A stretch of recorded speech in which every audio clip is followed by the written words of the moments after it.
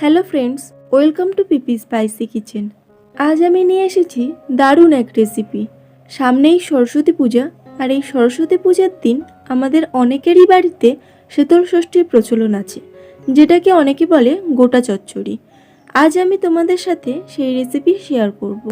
গোটা চচ্চড়ি বানানোর জন্য নিয়েছি শিম, বিন কড়াই, গোটা কড়াইশুঁটি, টমেটো, আলু, গাজর, গোটা লঙ্কা আর নিয়েছি সজনে ফুল। ফুলকপি আর বাঁধাকপি বড় বড় সাইজে কেটে নিয়েছি। পালং শাক আর বেগুনটা গোটা রেখেছি।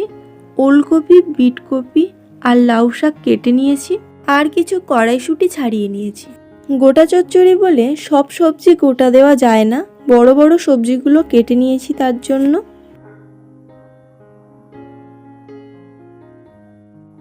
এবার কড়াইতে কিছু গোটা জিরে দিয়ে ভেজে নেব। এটাই কিন্তু এই তরকারির মেন এবং স্পেশাল মশলা।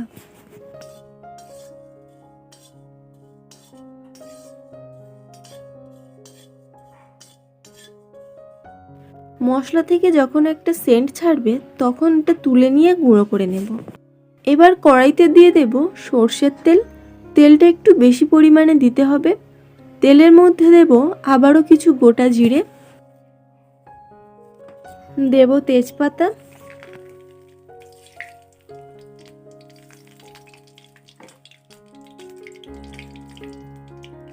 এবার প্রথমে বড় সবজিগুলো দিয়ে আস্তে আস্তে ভেজে নেব।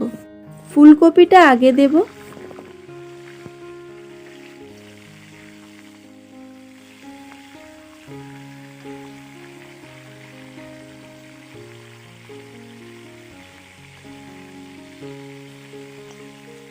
এরপর একে একে দিয়ে দেব ওলকপি, বিটকপি আর বেগুন।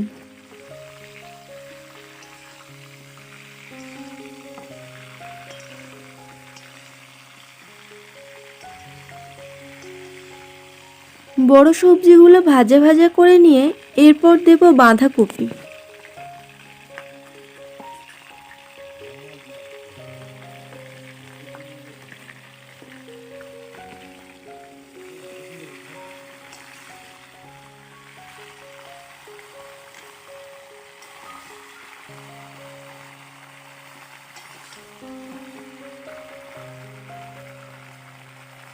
এরপর উপর থেকে ছোট সবজিগুলো দিয়ে দেব।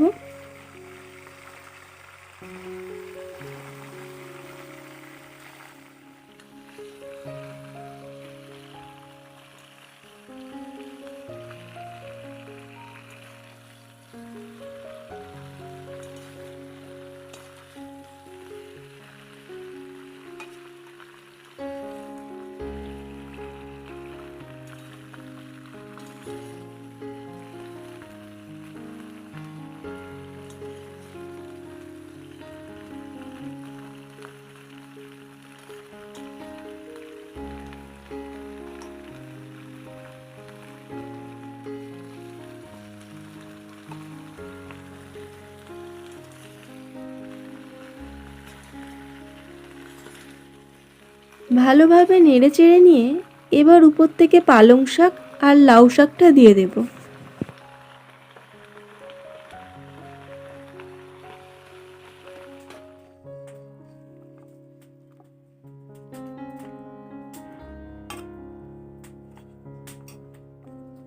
দিয়ে দেব ছাড়িয়ে রাখা কড়াইশুঁটিগুলো।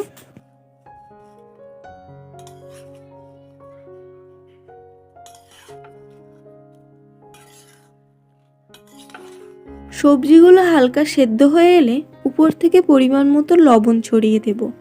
আর এই তরকারিটাতে কিন্তু অন্য কোনো মশলা যায় না।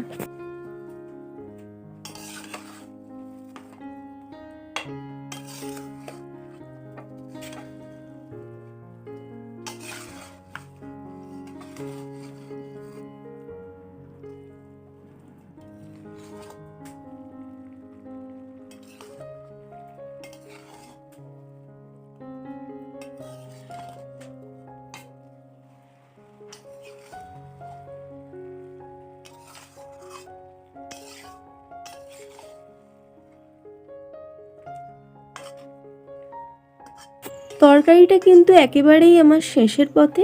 এবার উপর থেকে 1 চামচ ঘি আর ভেজে রাখা ভাজা জিরে মশলা ছড়িয়ে দেব। এই তরকারিটা কিন্তু আতপ চালের পান্তা ভাতের সাথে খেতে দারুণ লাগে। আর রেসিপিটা সম্পূর্ণ হেলদি রেসিপি।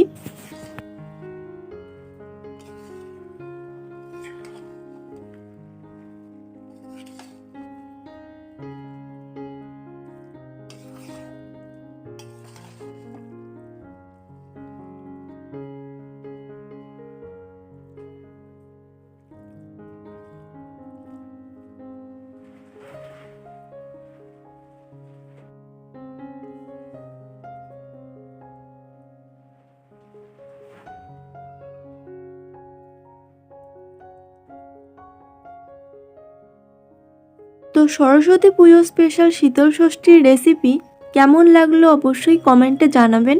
ভালো লাগলে একটা লাইক, একটা সাবস্ক্রাইব করে পাশে থাকবেন। ফিরে আসবো নতুন কোনো রেসিপির ভিডিও নিয়ে।